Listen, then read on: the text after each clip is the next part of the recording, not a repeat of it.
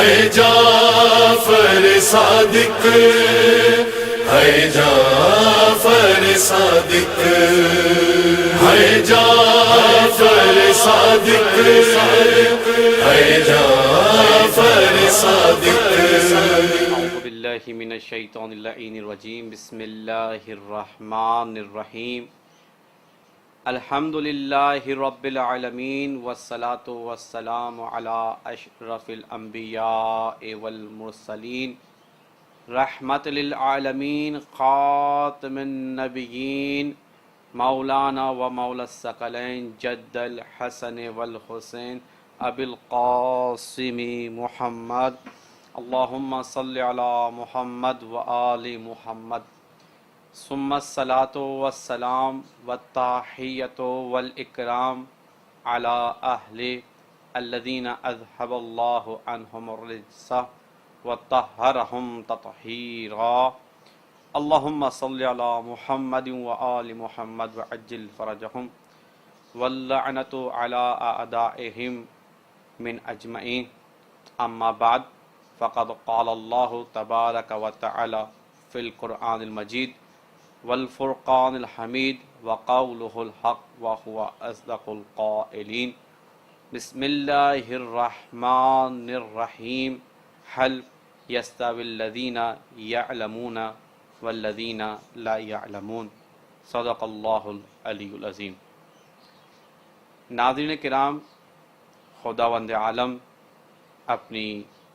کتاب العریب قرآن مجید والفرقان حمید میں ارشاد فرما رہا ہے، سورہ الزمر آیت نمبر 9، کہ کیا وہ لوگ جو صاحبان علم ہیں، جانتے ہیں، معرفت یافتہ ہیں، کیا وہ برابر ہیں ان لوگوں سے کہ جو معرفت یافتہ نہیں ہیں، کہ جو علم نہیں رکھتے ہیں؟ یقیناً ناظرین کرام، قرآن مجید ایک ایسی آفاقی عالمگیر کتاب الہی ہے کہ جس کے اندر انسانی زندگی کے تمام مراحل اور پہلوؤں کو بخوبی تفصیل کے ساتھ ذکر کیا گیا ہے۔ انہی تفاصیل میں سے ایک تفصیل، یا یوں کہہ لیجئے کہ قوانین الہیہ میں سے ایک قانون اس انداز میں بیان کیا جا رہا ہے کہ حضرت انسان کو مخاطب کر کر ایک اہم چیز کی طرف متوجہ کرایا جا رہا ہے، اور وہ یہ کہ دیکھو، ہرگز کبھی بھی کسی بھی دور میں جاننے والے برابر نہیں ہو سکتے ان لوگوں سے کہ جو نہیں جانتے، اس لیے کہ جو معیار امتیاز ہے، معیار افضلیت ہے، وہ علم ہے۔ یقیناً علم کی وجہ سے ہی لوگوں کو فضیلت ملتی ہے۔ جب علم کے ذریعے سے لوگوں کو کچھ لوگوں پر فضیلت ملتی ہے تو کیا کہنا اس امام کے حوالے سے کہ جو محور علماء اور مرکز علم قرار پائے۔ یقیناً ہماری مراد اس سے ہمارے چھٹے امام اور عصمت کی کڑی کے 8ویں سرکار امام جعفر صادق علیہ السلام مراد ہیں، اور یقیناً یہ مجلس بذریعہ ویڈیو سوشل میڈیا کے ذریعے سے پلیٹ فارم مدرسہ زہرا اکیڈمی سلام اللہ علیہ کے ذریعے سے آپ مومنین تک بیان کیا جا رہا ہے۔ ناظرین کرام، ہمارا موضوع سیرت امام جعفر صادق علیہ السلام بیان کرنا مقصود ہے۔ امام جعفر صادق علیہ السلام کی ولادت بسعادت مدینہ منورہ میں سن 83 ہجری کو ہوئی۔ آپ کی شہادت سن 148 ہجری 15 شوال کو ہوئی۔ یہاں پر ہم اپنے سننے والے محترم ناظرین کرام کی خدمت میں ایک اہم بات پیش کریں، وہ یہ کہ آپ کی ولادت 17 ربیع اول کو مدینہ منورہ میں ہوئی، اور یہ 17 ربیع اول وہی اہم مبارک دن ہے کہ جس دن میں رحمت للعالمین خاتم النبیین سرور کائنات یعنی حضرت محمد مصطفیٰ صلی اللہ علیہ وآلہ وسلم کی ولادت ہوئی۔ یعنی ہم اس طرح سے بھی اس بات کو بیان کر سکتے ہیں کہ سرور کائنات کی ذات مبارک وہ ہے کہ جو مبلغ اسلام ہے، اور امام علیہ السلام کی ذات وہ ہے کہ جو محافظ اسلام ہے۔ اس کے بعد اگر ہم آپ کے والد بزرگوار کے حوالے سے لب کشائی کریں تو آپ کے والد بزرگوار کا نام امام محمد باقر علیہ السلام اور آپ کی والدہ ماجدہ جناب ام فروہ بنت قاسم بنت محمد ابی بکر علیہ السلام ہے۔ آپ کی والدہ ماجدہ کے حوالے سے اگر ہم لب کشائی کریں تو ہمیں سیرت کی کتابوں میں تاریخ کے دامن میں چھٹے امام جعفر صادق علیہ السلام کے زبانی آپ کی والدہ کے حوالے سے یوں ملتا ہے کہ آپ فرماتے ہیں کہ آپ کی والدہ گرامی یعنی جناب ام فروہ سلام اللہ علیہ ان ہستیوں میں سے ایک تھیں کہ جن سے خدا راضی تھا۔ آپ پاک دامنہ اور بہت ہی با کمال با فضیلت ہستیوں میں سے ایک تھی۔ اگر آپ کی ولادت کے حوالے سے مزید ہم لب کشائی کریں تو ہمیں ملتا ہے کہ آپ کی جب ولادت ہوئی تو آپ اس وقت مختون شدہ تھے۔ یہ ائمہ علیہم السلام کی فضیلتوں میں سے یا خصوصیتوں میں سے ایک فضیلت اور خصوصیت ہوا کرتی ہے کہ جب بھی ائمہ علیہم السلام کی ولادت ہوتی ہے تو وہ مختون شدہ ہوتے ہیں اور ہر قسم کے رجس اور نجاست ظاہری اور معنوی سے پاک ہوا کرتے ہیں۔ تو اسی طرح سے جب چھٹے امام جعفر صادق علیہ السلام کی ولادت ہوئی تو آپ مختون شدہ تھے، اور نہ صرف مختون شدہ تھے بلکہ آپ کی والدہ ماجدہ روایت کرتی ہیں کہ جب آپ کی ولادت ہوئی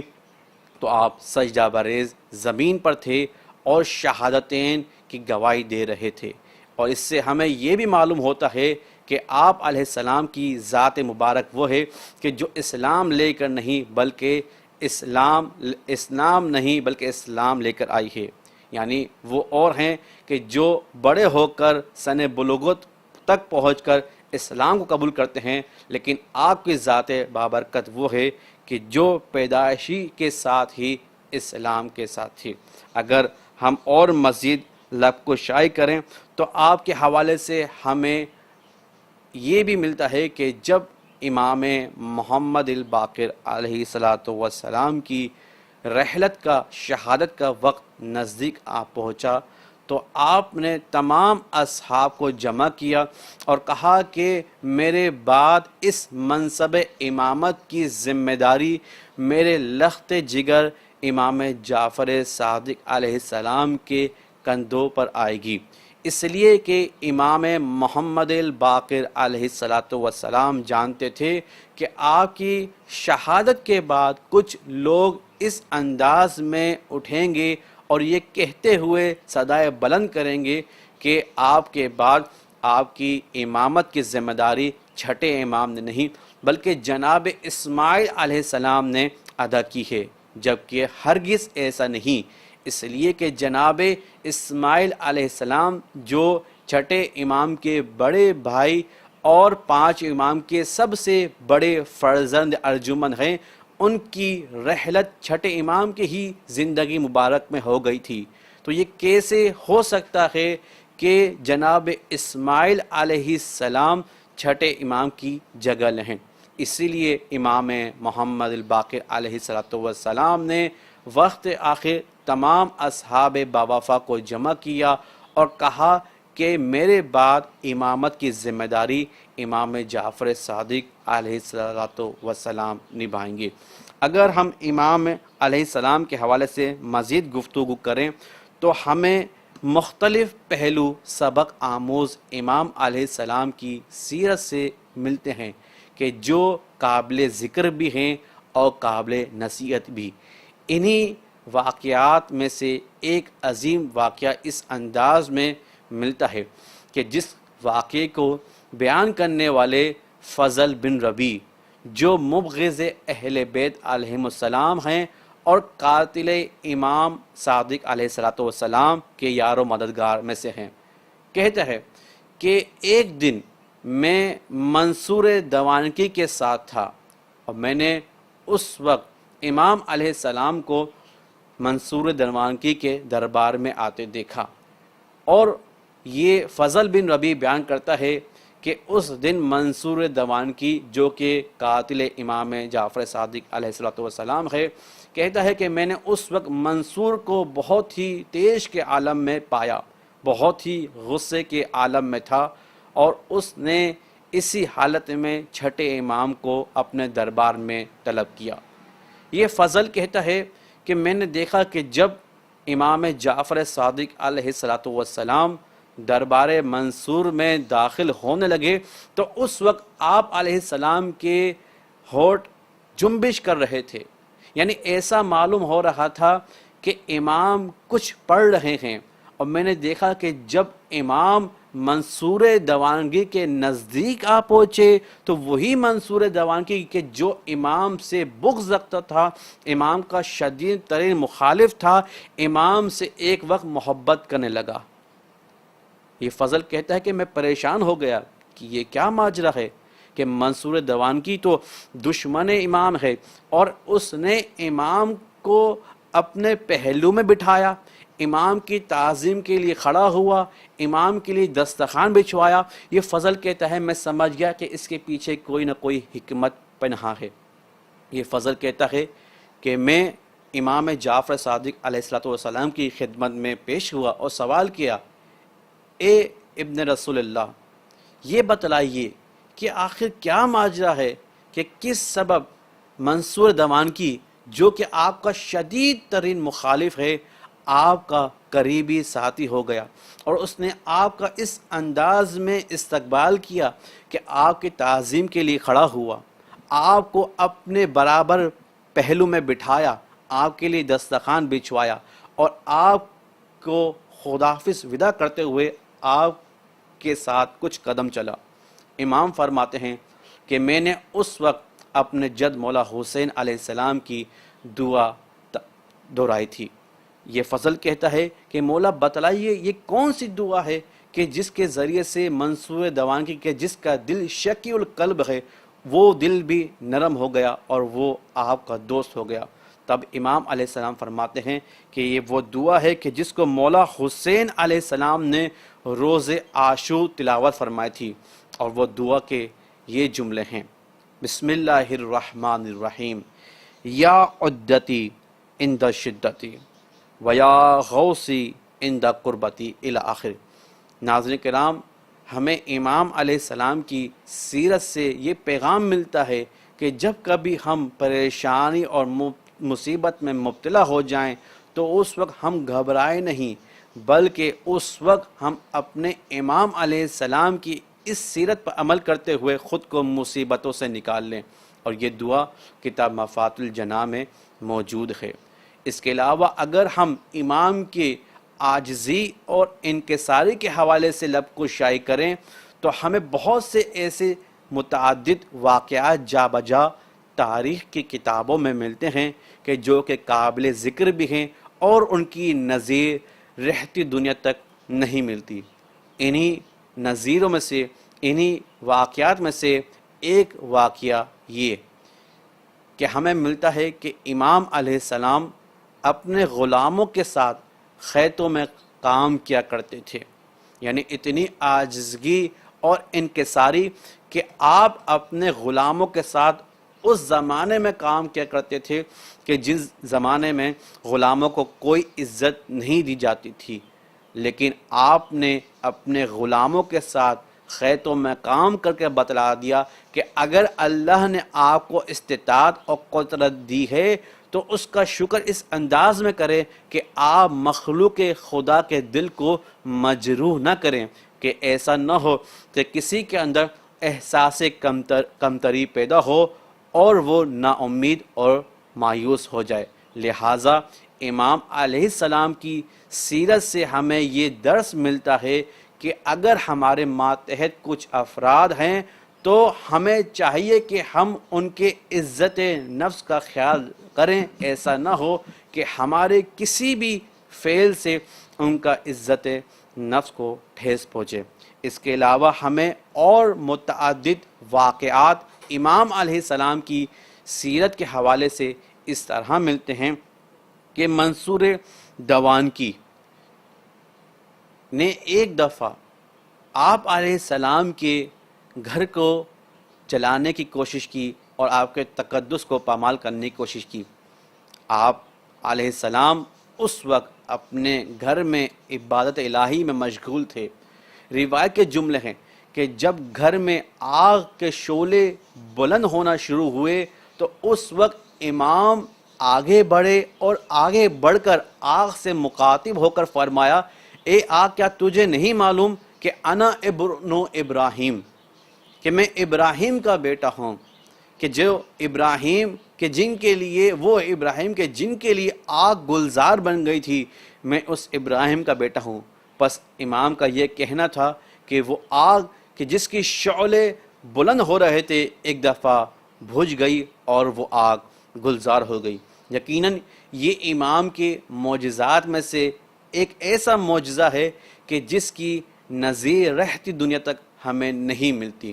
اس کے علاوہ اگر ہم امام علیہ السلام کی سیرت کے حوالے سے لب کشائی کریں تو ہمیں یوں بھی ملتا ہے کہ ایک دفعہ منصور دوانکی نے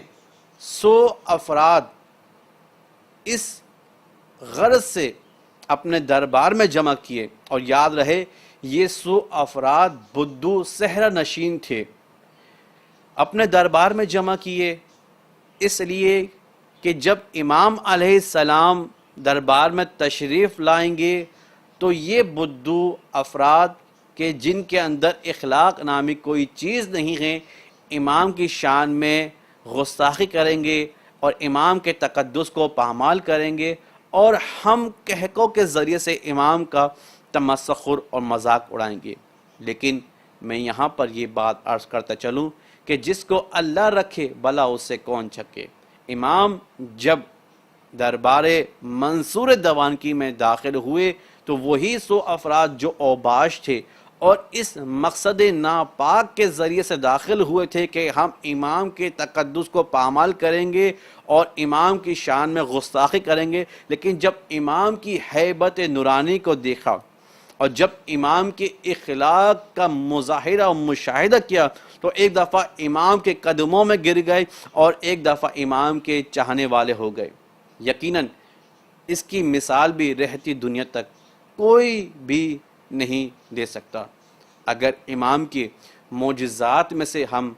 کچھ موضوع کو بیان کریں تو وہ معجزہ کہ جس کو مورخین نے اپنی تاریخ کی کتابوں میں اس طرح سے محفوظ کیا کہ ہمیں ملتا ہے کہ ایک دفعہ منصور دوانکی نے امام کے تقدس کو پامال کرنے کے لیے اور نعوذ باللہ اپنے ناپاک ارادوں کو پائے تکمیل تک پہنچانے کے لیے کچھ جادوگروں کو جمع کیا، اور اس غرض سے جمع کیا کہ وہ جادوگر اپنے جادو کے ذریعے سے امام کو ٹھیس پہنچائیں گے اور امام کے جذبات کو مجروح کر کر امام کے تقدس کو پامال کریں گے۔ لیکن خدا کا کرنا یہ ہوا کہ جیسے ہی امام علیہ السلام دربار حاکم منصور دوانکی میں داخل ہوئے تو ان تمام جادوگروں کا جادو بے بس نظر آیا، اور اسی اثنا میں امام علیہ السلام نے ایک شیر کی طرف اشارہ کیا کہ جو قالین میں بطور تصویر موجود تھا۔ امام نے اشارہ کیا، وہ شیر قالین سے نکل کر باہر آیا اور ان تمام جادوگروں کو نکل گیا۔ اس ہیبت زدہ معجزے کو دیکھ کر منصور دوانکی گھبرا گیا اور کہنے لگا، ابن رسول اللہ، میرے جادوگروں کو واپس کر دیجئے۔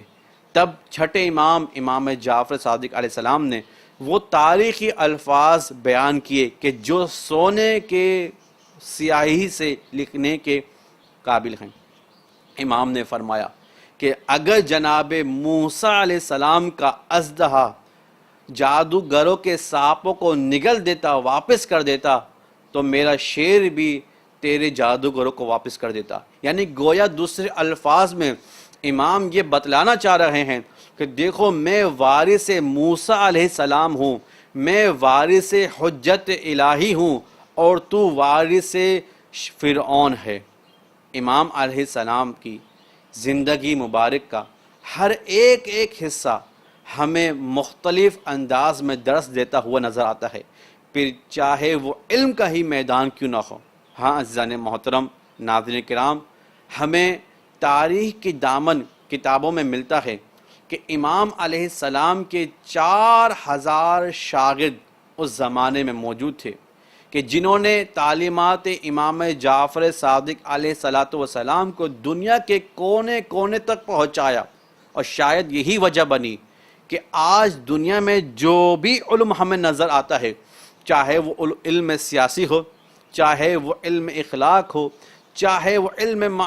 معاشرتی ہو، یا وہ علم آسمانی ارضی ہو، گویا کوئی بھی علم ہو، اس کے بانی اور مؤسس امام جعفر صادق علیہ السلام کی ذات بابرکت ہی ہے۔ اور ہمیں یہاں تک ملتا ہے کہ روایت کی کتابوں میں اکثر و بیشتر حدیث امام جعفر صادق علیہ السلام سے ہی ملتی ہے، اس لیے شاید ہماری فقہ کو فقہ جعفریہ کے نام سے یاد کیا جاتا ہے۔ اگر ہم امام علیہ السلام کی سیرت کے حوالے سے مزید گفتگو کرنا چاہیں تو ہمیں ایک بہت اہم امام کا وہ واقعہ بھی ملتا ہے کہ جس واقعے کو بیان کرنے والے راوی جناب یونس بن ذبیان ہیں، اور یاد رہے جناب یونس بن ذبیان علیہ السلام امام کے قریب ترین ساتھیوں میں سے اور امام کے رازداروں میں سے ایک ہیں۔ روایت نقل کرتے ہیں کہ ایک دن ہم امام علیہ السلام کے حضور پیش تھے کہ اسی اثنا میں امام نے فرمایا کہ کائنات کا نظام ہمارے ہاتھ میں ہے، ہم جو چاہیں کر سکتے ہیں، اور یقیناً اس میں کسی قسم کا شک نہیں۔ امام نے فرمایا کہ ہم جو چاہیں کر سکتے ہیں، لیکن ہم پابند حکم الہی ہیں، یعنی ہم مرضی الہی کے کبھی بھی خلاف نہیں جاتے۔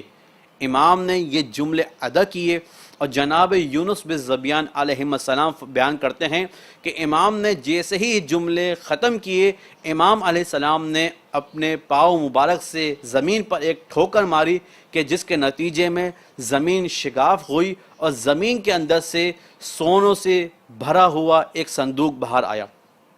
جناب یونس بن ذبیان علیہ السلام نقل کرتے ہیں کہ میں نے امام سے سوال کیا، مولا اگر آپ کے پاس اتنی طاقت ہے، اگر آپ کے پاس اتنا مال و متاع ہے، تو پھر آپ کے چاہنے والے کیوں کر غریب نظر آتے ہیں؟ تب امام نے ہمارے لیے بہت ہی اہم بات بیان فرمائی۔ امام فرماتے ہیں اس لیے کہ یہ مال و متاع دنیا کا ان لوگوں کے لیے ہے کہ جو دنیا دار ہیں، اور میرے چاہنے والے جو بھی جعفری ہیں، جو امام جعفر صادق علیہ السلام کے ماننے والے ہیں، ان کے لیے جنت کا مال ہے، اس لیے کہ وہ جنتی ہیں۔ یہیں سے ہمیں ایک اہم پیغام امام کے اس فرمان سے نظر آتا ہے، ملتا ہے کہ دیکھیے اگر کسی کے پاس مال دنیا میں سے کچھ نہیں ہے، یا اگر ہے تو بہت کم ہے، تو وہ گھبرائے نہیں، اس لیے کہ امام علیہ السلام نے وعدہ کیا ہے کہ ہمارے چاہنے والے، ہمارے ماننے والے جنتی ہیں، اور ان کے لیے جنت کا مال و متاع خدا نے تیار کیا ہوا ہے۔ اور آخر میں ہم اس روایت کو بھی نقل کرنا چاہیں گے کہ جو چھٹے امام نے وقت آخر شہادت سے کچھ دیر قبل بیان کی۔ امام نے اپنے تمام گھر والوں کو جمع کیا، بیان کیا کہ میرے تمام اقربا، میرے تمام گھر والے، میرے بیٹے بیٹیاں سب میرے پاس آ جائیں۔ جب تمام افراد امام کی خدمت میں آ گئے، خود امام بیان کرتے ہیں کہ ہرگز وہ ہماری شفاعت نہیں پائے گا کہ جو نماز کو خفیف جانتا ہو۔ لا ینال شفاعتی من استخفف صلاۃ، کہ ہرگز جو نماز کو ہلکا لے، جو نماز کو خفیف جانے، وہ کبھی بھی ہماری شفاعت نہیں پا سکتا۔ یاد رہے کہ امام نے یہ نہیں کہا کہ جو نماز نہ پڑھتا ہو، بلکہ امام نے بیان کیا کہ جو نماز پڑھتا تو ہو لیکن نماز کو اہمیت نہ دیتا ہو، جو نماز تو پڑھتا ہو لیکن نماز کو خفیف سمجھتا ہو، جو نماز تو پڑھتا ہو لیکن نماز کی اہمیت سے نابلد اور نا آشنا ہو، یقیناً لا ینال شفاعتی،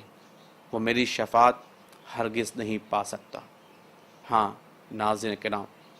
15 شوال، تاریخ کے دامن میں وہ سیاہ دن کہ جس دن ہمارے چھٹے امام اس دنیا سے رخصت ہوئے۔ علماء طب بیان کرتے ہیں کہ موت 2 طرح کی ہوتی ہے۔ ایک وہ موت ہوا کرتی ہے کہ جس سے انسان بآسانی دنیا سے رخصت ہو جاتا ہے، اور دوسری وہ موت کہ جس سے انسان دنیا سے تو رخصت ہوتا ہے لیکن آسان سے نہیں۔ اور انہی اموات میں سے، انہی موتوں میں سے ایک موت زہر کی بھی ہے۔ علماء طب بیان کرتے ہیں کہ جب کسی کو زہر دیا جاتا ہے تو اس کی موت آسانی سے واقع نہیں ہوتی، بلکہ وہ تڑپ تڑپ کر اس دنیا سے رخصت ہوتا ہے۔ اس لیے کہ جب بھی کسی کو زہر دیا جاتا ہے تو اس زہر کی وجہ سے اس کے کلیجے کے ٹکڑے ہونا شروع ہوتے ہیں۔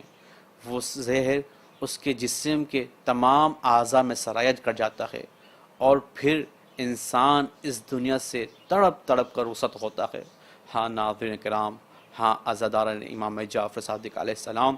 آج کی شب ہمارے امام ہم سے رخصت ہوئے ہیں۔ یہی وہ شب ہے کہ جب 7ویں امام موسیٰ کاظم علیہ السلام یتیم ہوئے ہیں۔ ہاں عزیزان محترم، ہاں عزاداران امام جعفر صادق علیہ السلام کہ تاریخ کے دامن میں ہمیں یہ واقعہ بھی ملتا ہے کہ جب ملعون منصور دوانکی نے امام کو دربار میں طلب کیا، امام دربار میں آئے ہیں اس انداز میں کہ امام کے دائیں بائیں امام کے ساتھی موجود ہیں، امام کے حواری موجود ہیں۔ میں ہاتھوں کو جوڑ کے عرض کروں گا، مولا آپ واقعی مظلوم ہیں، آپ کو زہر دغا سے شہید کیا، لیکن جب آپ اپنی مقتل کی جانب بڑھ رہے تھے آپ تنہا نہیں تھے، آپ بھوکے اور پیاسے نہیں تھے، آپ کے ساتھی مددگار آپ کے ساتھ موجود تھے، آپ پردیس میں نہیں تھے، لیکن سلام ہو آپ کے مظلوم جد مولا حسین پر۔ ارے جب وہ اپنی مقتل گاہ کی جانب بڑھ رہے تھے، ارے 3 دن کے بھوکے پیاسے، ارے دیار غریر میں، ارے بے بسی کے عالم میں تنہا آگے بڑھتے تھے۔ ہاں رونے والوں، روایت کے جملے ہیں کہ جب منصور دوانکی نے امام کو زہر دیا، امام کے جسم میں جب زہر داخل ہوا نا، ایک دفعہ زہر کی وجہ سے امام کے چہرے کا رنگ تبدیل ہونا شروع ہوا، ارے منہ سے خون کا نکلنا تھا کہ امام کے چاہنے والوں نے منہ کو پیٹ کر کہا، واہ مصیبتا، واہ غربتا، ہائے ہمارے امام ہم سے رخصت ہونے لگے ہیں۔ ہاں پھر وہ وقت بھی آیا کہ جب امام کی روح اس دنیا سے پرواز کر گئی، مدینے میں کوہرام بپا ہو گیا، ہر کوئی منہ کو پیٹتا ہوا، ہر کوئی یہ کہتا تھا، واہ یتیما، واہ مصیبتا، واہ غربتا۔ لیکن میں ہاتھوں کو جوڑ کے عرض کروں گا، مولا آپ مظلوم ہیں، واقعاً مظلوم ہیں۔ ارے آپ کو زہر دغا سے شہید کیا، لیکن جب آپ شہید ہوئے نا تو آپ کا تاریخی نماز جنازہ ادا کیا گیا. ارے آپ کے بچے آپ کے ساتھ موجود تھے. ارے آپ کی نماز جنازہ امام موسیٰ کاظم نے ادا کی. آپ کو باعزت تدفین، آپ کو باعزت دفن کیا گیا. آپ کی لحد بنائی گئی. لوگ آتے تھے، آپ کی قبر کی زیارت بھی کرتے تھے. لیکن سلام ہو میرا مظلوم حسین پر کہ جس کو نہ غسل ملا نہ کفن بنا.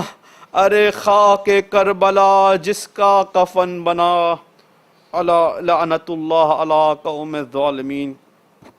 وسيعلم الذین ظلموا أي منقلب ينقلبون. انا للہ و انا الیہ الراجعون. رضن بقضاء تسلیما لامرہ. پالنے والے تجھے واسطہ چاہدہ معصومین کا، پالنے والے تجھے واسطہ پنجتن پاک کا، تجھے واسطہ بالخصوص امام جعفر صادق علیہ السلام کا. ہمارے اس قلیل سے پرسے کو اپنے بارگاہ عالیہ میں قبول اور مقبول فرما. پالنے والے زہرا اکیڈمی سلام اللہ علیہ کہ جس کے ذریعے سے یہ مجلس آپ مومنین تک پہنچائی جا رہی ہے، پالنے والے اس کاوش کو اپنی بارگاہ میں قبول فرما. زہرا اکیڈمی کو دن دگنی اور رات چگنی ترقی عطا فرما. حاسدین کی بری نظروں سے محفوظ فرما. زہرا اکیڈمی کے جتنے بھی خادمین ہیں، مسئولین ہیں، اساتذہ کرام ہیں، پالنے والے ان کی توفیقات خیر میں اضافہ فرما. ان کی تمام دعائیں شریعہ کو جلد از جلد پورا فرما. پالنے والے کرونا وبا عام سے ہم سب کو محفوظ فرما. پالنے والے جہاں کہیں بھی مولا کے چاہنے والے ماننے والے آباد ہیں، ان کی جان مال عزت آبرو کی حفاظت فرما. ہمارے مرحومین کے درجات کو بلند فرما. دشمن عزاداریوں کو نیست و نابود فرما. امام زمانہ کے ظہور میں تعجیل فرما. ان کے امان و انصار میں شمار فرما. ربنا تقبل منا انک انت السمیع العلیم بجائے محمد وعلیہ الطاہرین. ہے جعفر صادق، ہے جعفر صادق، ہے جعفر صادق، ہے جعفر صادق.